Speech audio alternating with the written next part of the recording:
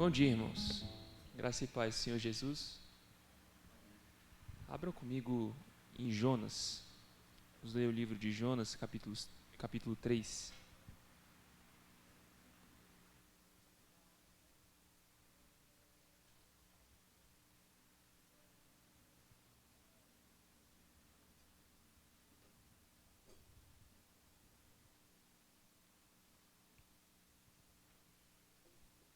Jonas, capítulo 3. Se os irmãos, durante a exposição, a qualquer momento quiserem levantar a mão aí, tirar sua dúvida, fazer uma colocação, os irmãos estão convidados a fazer isso, ok? Jonas, capítulo 3, vamos ler a partir do versículo 5 até o versículo 10.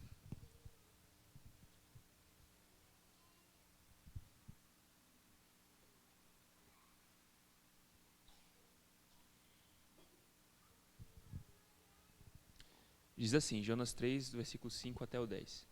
Os ninivitas creram em Deus e proclamaram um jejum e vestiram-se de panos de saco, desde o maior até o menor. Chegou essa notícia ao rei de Nínive. Ele levantou-se do seu trono, tirou de si as vestes reais, cobriu-se de pano de saco e assentou-se sobre cinza.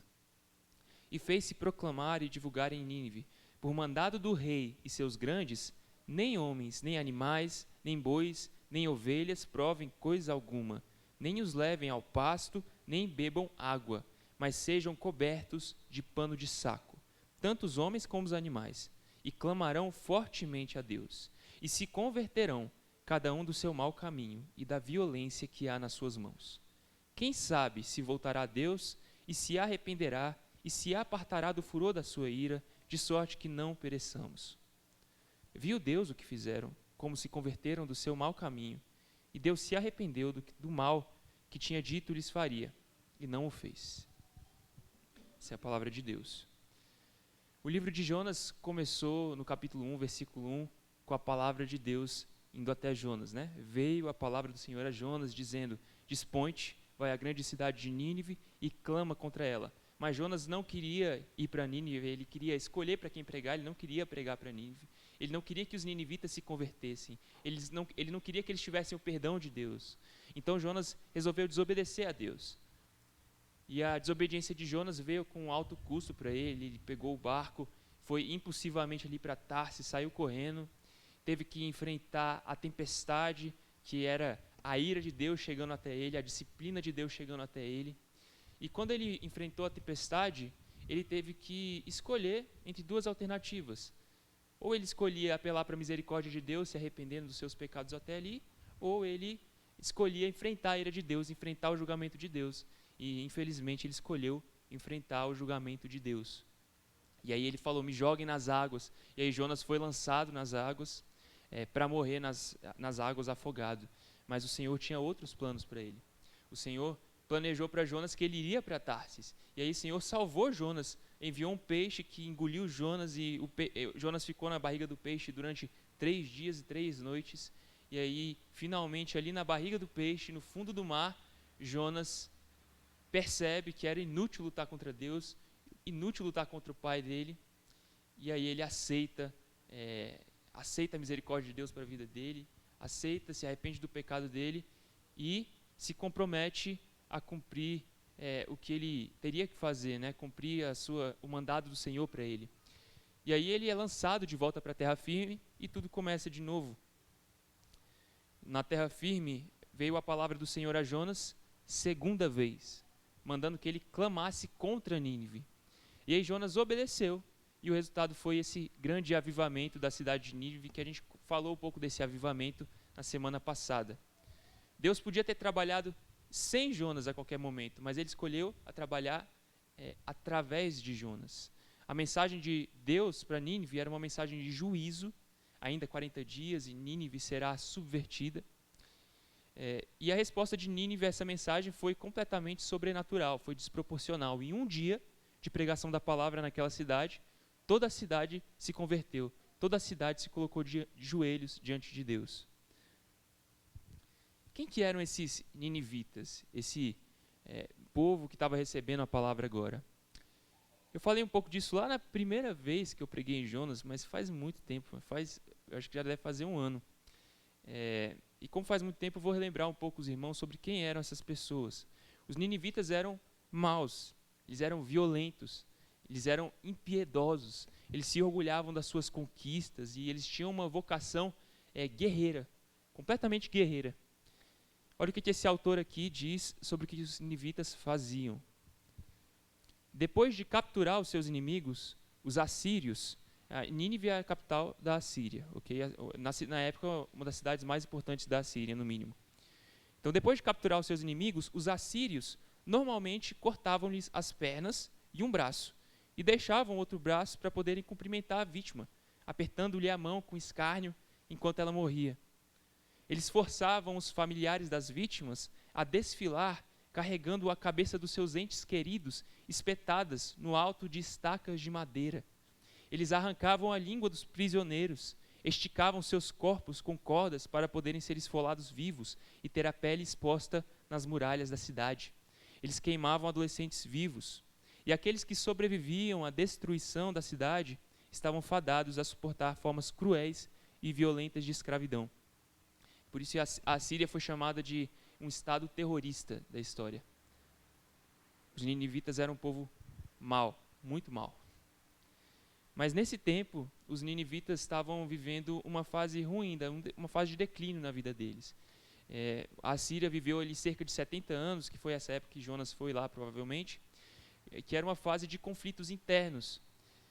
O rei não conseguia mais governar de uma forma tão absoluta, e aí cada província, cada cidade, cada conjunto de cidades tinha o seu próprio governador.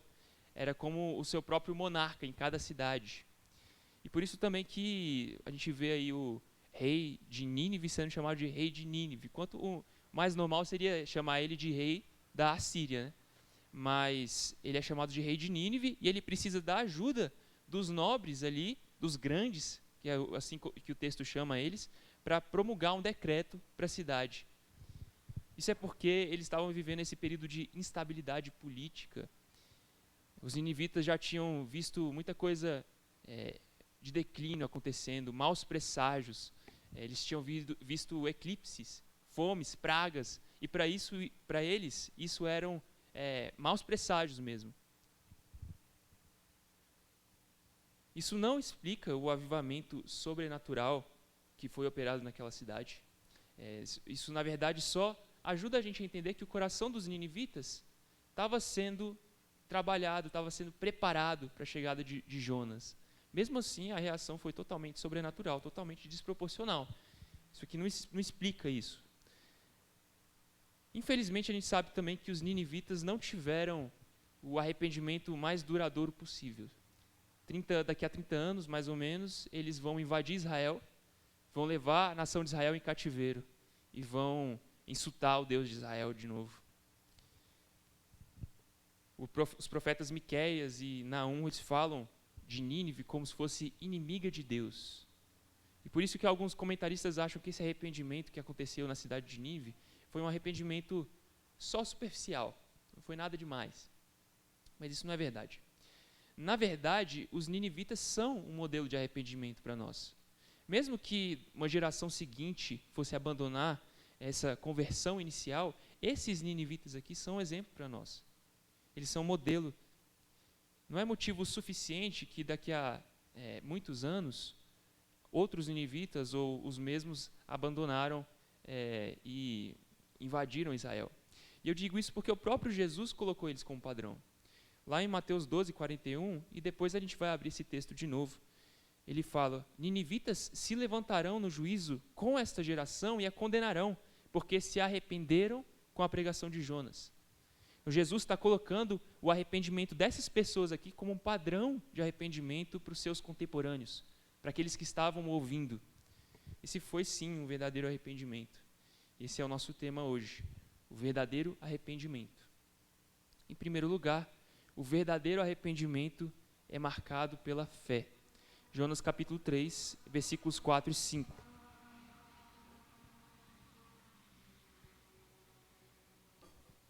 No versículo 4 e 5 ele fala assim: começou Jonas a percorrer a cidade, caminho de um dia, e pregava e dizia: ainda 40 dias e Nínive será subvertida. E os ninivitas creram em Deus. Os ninivitas creram em Deus. Essa é a primeira marca de um verdadeiro arrependimento. Ele começa com a fé. É crer que a mensagem que se está ouvindo é verdadeira. Eu expliquei o quão desproporcional foi essa resposta de fé no domingo passado. Todos creram, desde o maior até o menor, todo mundo creu. A palavra de Deus quebrantou a cidade inteira em um dia. Eles creram nessa mensagem de juízo. A fé sempre começa com um movimento de desespero. Ela sempre tem dois elementos, e a pregação do evangelho tem esses dois elementos, né? Lei e evangelho.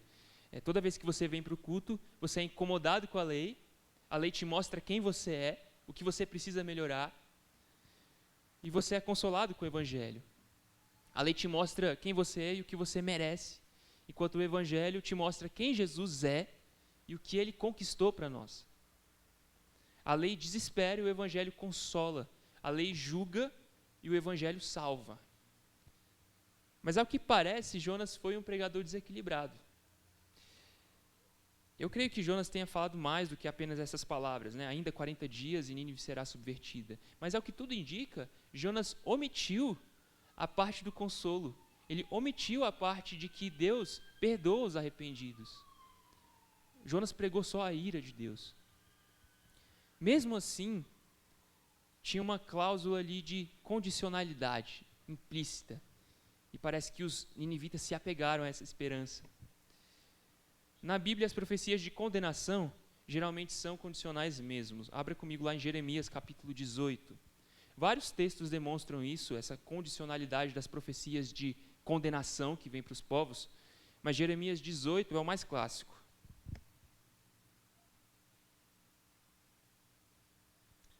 Jeremias 18, do versículo 7 até o 10.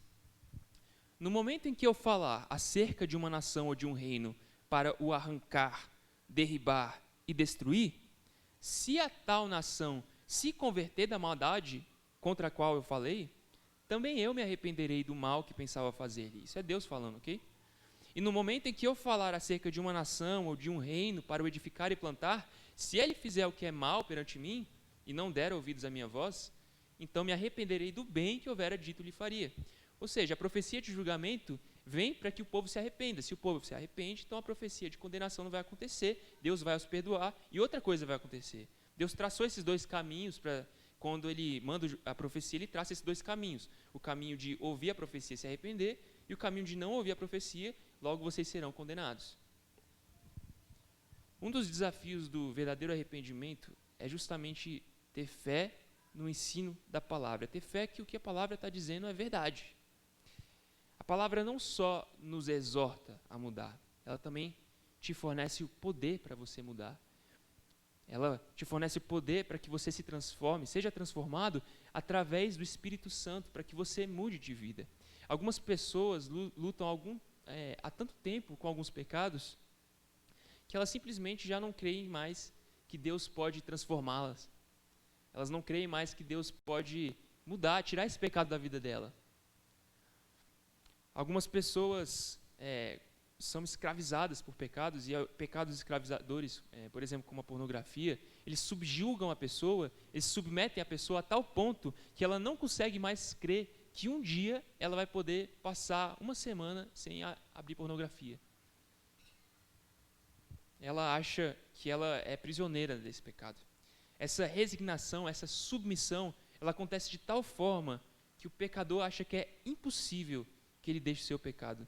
Já viu alguém dizer para você que faz parte do caráter dela, o pecado dela? Do tipo, faz parte de quem eu sou, ser uma pessoa orgulhosa, ou então, eu não sou grosso, né? Eu sou transparente, ou eu não sou ansioso, eu sou pessimista, né? Eu sempre coloco que o pior vai acontecer para o nosso bem.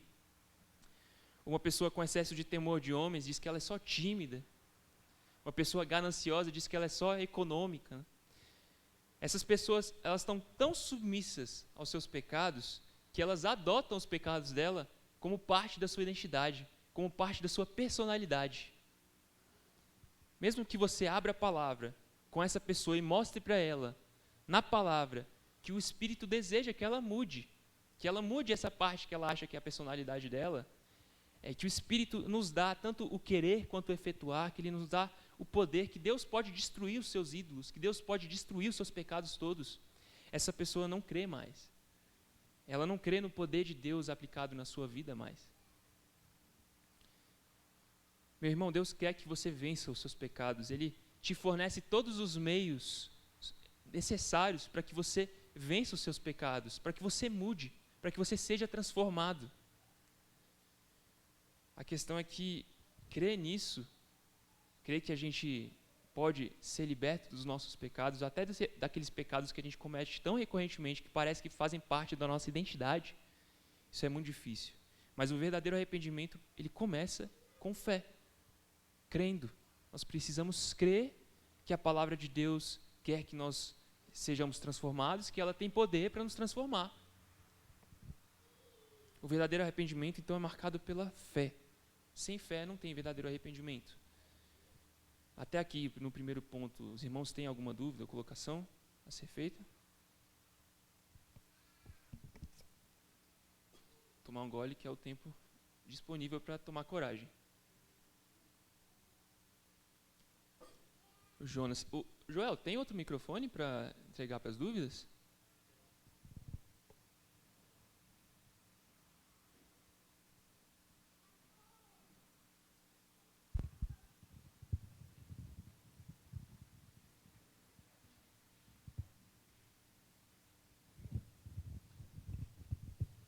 O Jonas estava ali. Pode ser. Pode ser também, primeiro. Vai lá. Não, esse tempo, Danilo, me fizeram a pergunta, eu confesso que eu não soube responder, fiquei em dúvida, quem sabe você pode nos ajudar, ou se não tiver isso no outro momento. Mas me perguntaram, tempos atrás, que a Síria estava se autodestruindo, né, o governador, o presidente lá mandando, o Assad lá mandando atirar para tudo que é lado, destruindo a própria cidade, o próprio cidadão. Me perguntaram se isso poderia ser ainda consequência desses pecados pretéritos pelos quais já fizeram tantos passarem.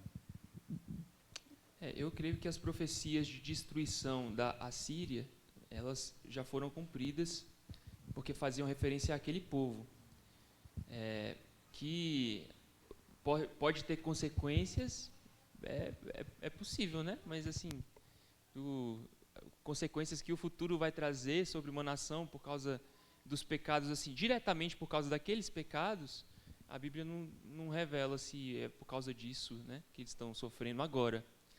Mas as profecias de julgamento que eram contra a Síria antes, já foram cumpridas. Essas profecias de Miqueias, Naum, né, e essa de Jonas, ela não se cumpriu porque ela era condicional.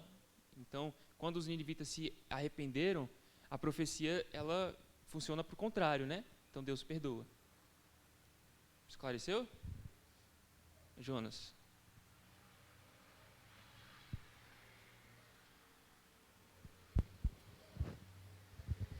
Primeiramente, bom dia. Quando eu era mais jovem, né, a long time ago, muito tempo atrás, né, claro, eu ficava pensando assim, como é que Deus trata diretamente, né, com o jovem, com Jonas, no caso, com o meu xará. E ele desobedece, pegando um contra-azimuth, indo para Tarsis. Né? Deus vai para Nínive, vai para Tarsis. Vocês, lendo aí a narrativa que o nosso irmão falou sobre os assírios e os ninivitas, a gente tem uma noção de como Jonas agiu e por que Jonas agiu desse jeito. Né? Por que dessa desobediência? Imagina, se põe no lugar de Jonas, né? E, de repente, você tem uma nação que se levanta contra os teus antepassados, né, teus bisavós, teus avós, e fizeram tudo isso que ele falou aí. E, de repente, Jonas olhava com os olhos de homem, né, natural, carnal, e olhava para Nínive assim e pensava uma coisa assim, poxa, eu rogo para que Deus estenda sua mão e pese sua mão sobre Nínive. É isso que eles merecem. Aí Deus vem com uma proposta totalmente diferente, né, como vem diferente para você e para mim também, dizendo, não é isso que eu quero, não. Vai à grande cidade de Nínive. Olha como é que a palavra fala. Se você for pesquisar na época, Nínive não era essa potência. É claro que da Síria era a capital ali, mas ele diz assim, vai a essa grande cidade de Nínive. Eu vejo Deus falando assim, vai para o grande propósito que eu tenho para Nínive. Né? Muitas vezes nós nos achamos pequeno demais, ou alguém que Deus quer trabalhar pequeno demais, mas saiba que Deus tem um grande propósito na minha vida e na vida daquele que Ele quer que você se levante para que possa levar a palavra. Então, voltando lá ao aspecto da desobediência de Jonas, a gente vê que Jonas, o que passava no coração de Jonas e na mente de Jonas quando recebe aquela palavra de Deus, né? Então, ele vai e foge para Tarsis, como quem diz assim, não, eles não merecem isso, eles não merecem arrependimento, eles merecem sofrer, eles merecem o castigo de Deus, né? Mas Deus tinha um propósito muito grande na vida daquele povo, e como o nosso seminarista falou, era com Jonas que Deus queria agir, que Deus queria que trabalhasse, que fosse levar aquela palavra. Então, muitas vezes, né, em nossas vidas, quando Deus trabalha e fala conosco, muitas vezes a gente tem algo para ser feito e a gente, não vou fazer, não, vou deixar que outra pessoa faça. E muitas vezes, e Deus nos traz essa mensagem de Jonas aí para dizer, olha, não precisa você passar por tudo que Jonas passou ou outras coisas para que você entenda que é com você que eu estou falando nessa manhã. Que Deus abençoe a vida de vocês. Amém. Realmente Deus queria trabalhar tanto na vida de Jonas quanto na vida de Nínive, né? A grande cidade de Nínive, alguns versículos aí no próprio capítulo 3, Deus fala que Nínive era uma cidade importante para ele, né? E ela era grande por causa da extensão, por causa da população e por causa da importância que ela tinha aos olhos de Deus. E aí Deus manda Jonas para lá, faz questão que Jonas vá mesmo, trabalha na vida de Jonas, e aí Nínive se converte, graças a Deus. Mais alguma?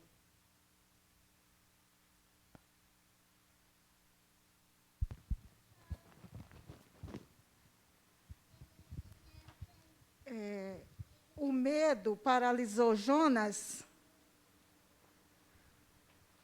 Essa é uma das possibilidades. Lá no versículo 1, quando Jonas desobedece, muita gente coloca em contraste porque Deus fala, clama contra a grande cidade de Nínive porque a sua maldade subiu até mim.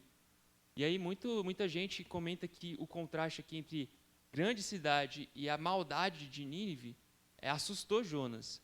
E naquele ponto lá da história, a gente poderia até imaginar que Jonas ficou com medo daquela cidade, porque provavelmente eles sabiam da fama de Nínive naquela época, o quanto ela era violenta, né? O que eles poderiam fazer com ele, e mesmo assim ele tinha que ir. Acontece que no capítulo 4, o que a gente descobre que a maior força que paralisou Jonas não foi o medo, mas a possibilidade que Nínive se convertesse. Ele não queria que eles se convertessem, né? Mas isso é o capítulo 4. Semana que vem eu vou entrar no capítulo 4. Ficou esclarecido? Ok. Número 2, segunda colocação de hoje. A não ser que mais algum irmão tenha mais alguma coisa a colocar. Então, em primeiro lugar é que o verdadeiro arrependimento é marcado pela fé, certo? E o segundo lugar é que ele é marcado pela auto-humilhação. Então, olha lá no versículos 5 e 6, o que os ninivitas fizeram. Eles proclamaram o jejum, vestiram-se de panos de saco, desde o maior até o menor. E aí chegou essa notícia ao rei de Nínive, ele levantou-se do seu trono e tirou de si as vestes reais, cobriu-se de pano de saco e assentou-se sobre cinza. Os ninivitas se humilharam diante de Deus. O jejum e o pano de saco, a gente viu Mordecai e o povo de Israel fazendo isso na devocional aqui no começo, né? Naquele primeiro texto que a gente leu. Eles são a forma da época de mostrar que eles estavam entristecidos. E aqui Nínive estava demonstrando externamente que eles estavam entristecidos pelo pecado deles. Era a forma que eles tinham de demonstrar que eles estavam levando a sério o que Deus falou. Eles queriam que Deus visse, por causa das suas atitudes externas, que eles tinham arrependimento interno, verdadeiro. E uma das maiores manifestações disso foi a atitude do rei de Nínive. Ele trocou o seu trono real por um trono de cinzas. Ele trocou as suas vestes reais por vestes de saco. O rei fez isso. É interessante saber que o original ele diz literalmente assim: e o rei de Nínive fez passar a sua glória e se cobriu com panos de saco, porque às vezes se referiam às vestes reais como glória. Esse foi o jeito que o autor se referiu às vestes reais. Ele as trocou por panos de saco.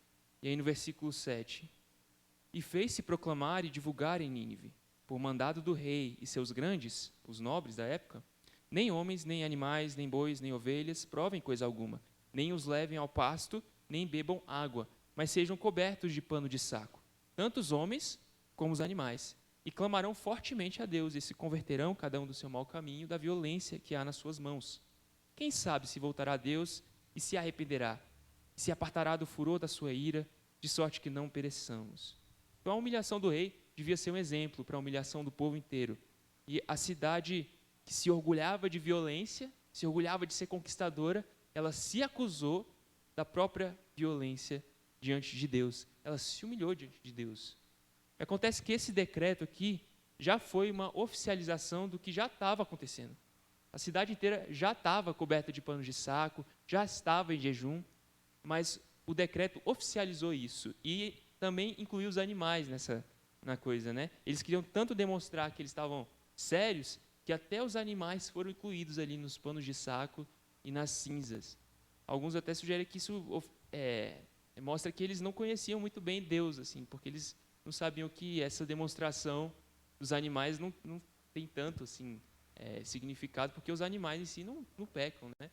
Mas quando eles incluem os animais, isso demonstra o quanto eles querem demonstrar para Deus que eles estão arrependidos. Os panos de saco botam até nos animais deles.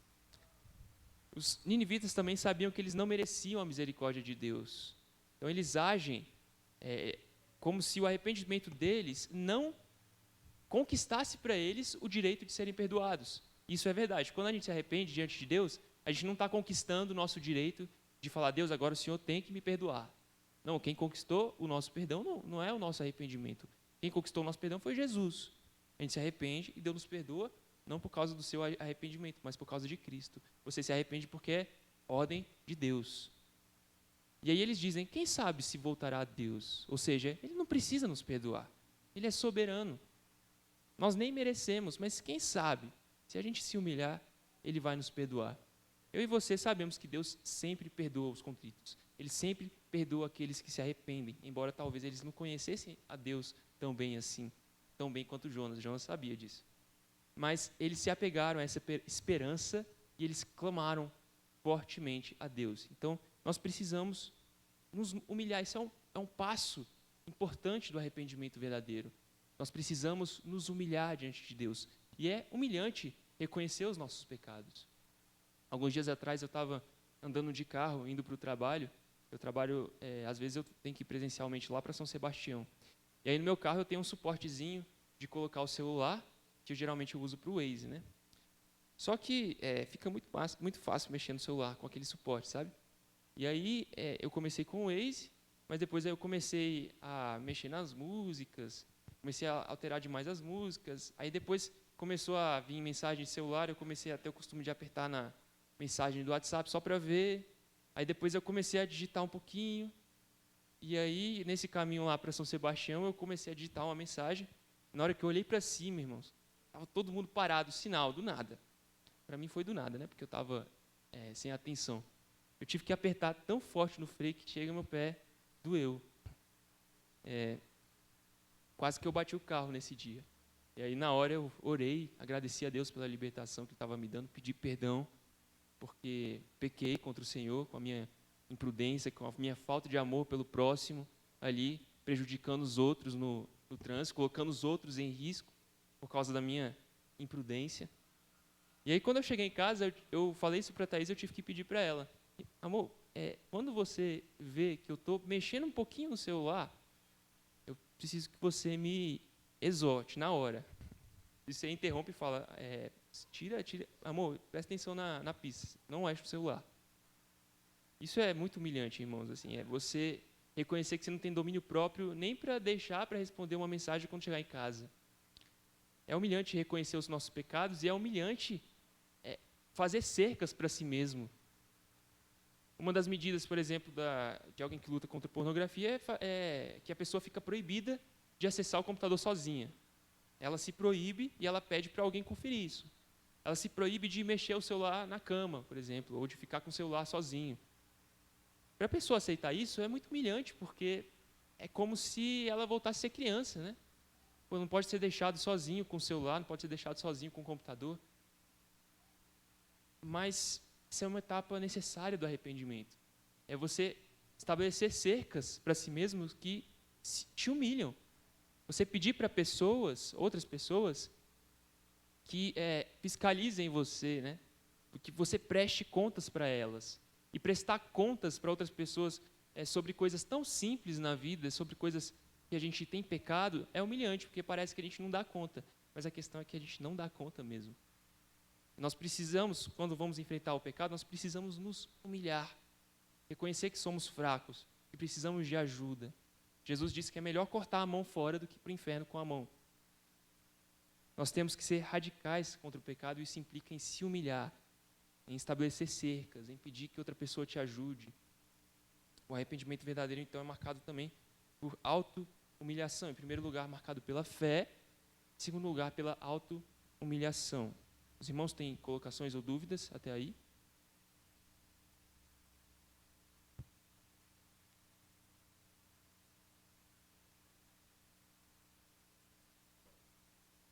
Em terceiro e último lugar, o verdadeiro arrependimento é marcado pela conversão. Então, olha aí para o versículo 8 até o 10. A segunda parte do versículo 8. No decreto do rei, o rei diz: e se converterão, cada um do seu mau caminho e da violência que há nas suas mãos. Aí no versículo 10, ele também fala: viu Deus o que fizeram, como se converteram do seu mau caminho. E Deus se arrependeu do mal que tinha dito lhes faria e não o fez. Então a fé dos ninivitas se traduziu num comprometimento verdadeiro de mudar a conduta, de mudar o caminho. A fé se traduziu em obras. A fé não pode ser um elemento puramente intelectual, não é você concordar intelectualmente com o que a pessoa está te dizendo. A fé é mais que isso. Ela tem que ser prática. Se você só concordar intelectualmente com o fato de que Deus existe, que Jesus é rei, isso não é o suficiente. Como Tiago escreveu na carta dele, Tiago 2, versículo 19. Crês tu, Deus é um? Fazes bem. Até os demônios creem e tremem. Intelectualmente, os demônios têm essa fé intelectual que às vezes as pessoas se referem a ela. Eles sabem que Deus é maior que eles sabem que Jesus é o rei do universo, eles até se desesperam diante de Jesus. O problema é que isso não gera uma confiança em Deus, isso não os dá alegria, isso não gera mudança neles. É por isso que a fé que salva não é só consentimento intelectual, ela envolve conversão, mudança de conduta, obras. A fé que salva é uma fé que causa conversão. E a palavra original que aparece várias vezes nesse texto de Jonas, várias vezes aparece esse termo para conversão, significa dar meia volta. Literalmente mudar de direção, retornar.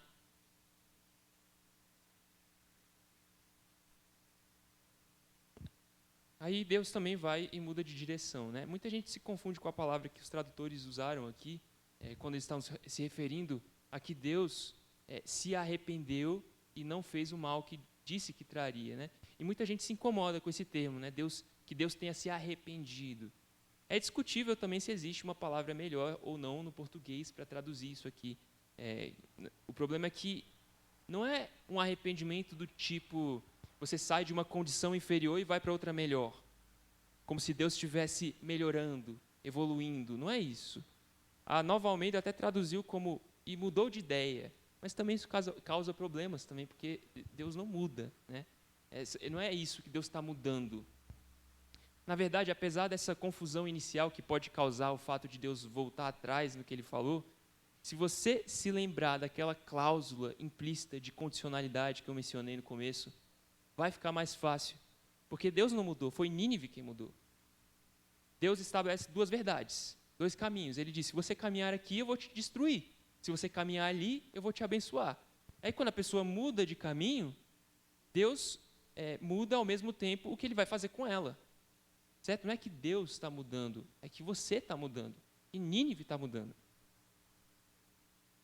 Ele só vai continuar as regras que Ele estabeleceu desde o começo. Então Deus perdoou Nínive. Meus irmãos, diante de Jonas, Nínive se arrependeu. Se diante de Jonas Nínive se arrependeu, quanto mais eu e você temos que nos arrepender diante do Senhor Jesus. Abre comigo lá em Mateus 12 agora, vamos olhar mais com calma. Eu citei esse texto no começo, Mateus 12, versículo 39 a 41.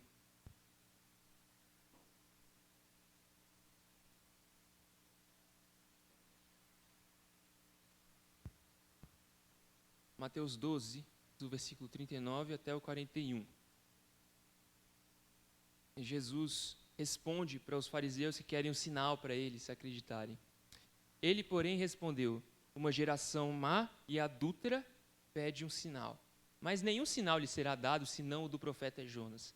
Porque assim como esteve Jonas 3 dias e 3 noites no ventre do grande peixe, assim o Filho do Homem estará 3 dias e 3 noites no coração da terra.